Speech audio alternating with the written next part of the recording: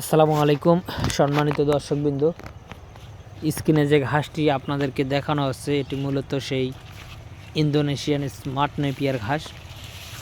দর্শক শ্রোতা, এই ঘাসটি খুবই নরম এবং মিষ্টি ঘাস এবং গবাদি পশুর খুবই পছন্দের একটি ঘাস। অন্যান্য ঘাসের তুলনায় এই ঘাসটিতে অনেক বেশি প্রোটিন রয়েছে, প্রায় 22 থেকে 25% প্রোটিন রয়েছে, যার কারণে এই ঘাসটিকে কিন্তু হাই প্রোটিনযুক্ত ঘাস বলা হয়। এবং অন্যান্য ঘাসের থেকে এই ঘাসটি কিন্তু ভালো ফলন হয়ে থাকে, বিশেষ করে শীতকালীন সময়ে। বর্তমানে শীতের ভরা মৌসুম চলছে, তারপরও আপনারা দেখেন কি পরিমাণ ঘাস এই জমিতে হয়েছে। যদিও গ্রীষ্মকাল কিংবা বর্ষাকালের থেকে এই ঘাসগুলো শীতকালে কিছুটা চিকন হয় কিংবা পাতাগুলা কিছুটা চিকন হয়, কিন্তু ফলন কিন্তু কোনো প্রকার কম হয় না। দর্শক দেখেন, যথেষ্ট পরিমাণে ফলন কিন্তু এই ঘাসে হয়েছে। আমরা ইতিমধ্যেই ঘাসগুলো কাটা শুরু করে দিয়েছি।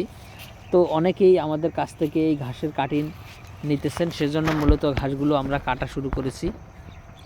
তো দর্শক শ্রোতা, আপনারা যারা এখনও এই ঘাসটি চাষ করেননি এবং যারা এই ঘাসটি চাষ করতে ইচ্ছুক, তারা আমাদের কাছ থেকে এই ইন্দোনেশিয়ান স্মার্ট নেপিয়ার ঘাসের পরিপক্ক এবং ভালো মানের কাটিং সংগ্রহ করতে পারেন। আমরা কুরিয়ার সার্ভিসের মাধ্যমে সারা বাংলাদেশে এই ঘাসের কাটিংগুলো ডেলিভারি দিয়ে থাকি। তো দর্শক শ্রোতা, আপনি আপনার যে কোনো ঘাসের কাটিংয়ের জন্য অথবা আপনার যে কোনো খামার ভিত্তিক পরামর্শের জন্য আপনি আমাদের স্ক্রিনে দেওয়া নম্বরে আমাদের সাথে যোগাযোগ করতে পারেন। তাহলে আমরা আপনাদেরকে সঠিক পরামর্শ দেওয়ার চেষ্টা করব এবং যদি ঘাসের কাটিং নিতে চান তাহলে চেষ্টা করব সুস্থ সবল পরিপক্ক এবং ভালো মানের কাটিং আপনাদের হাতে পৌঁছে দেওয়ার। তো দর্শক শ্রোতা, আজকে ভিডিওটি বেশি লম্বা করব না।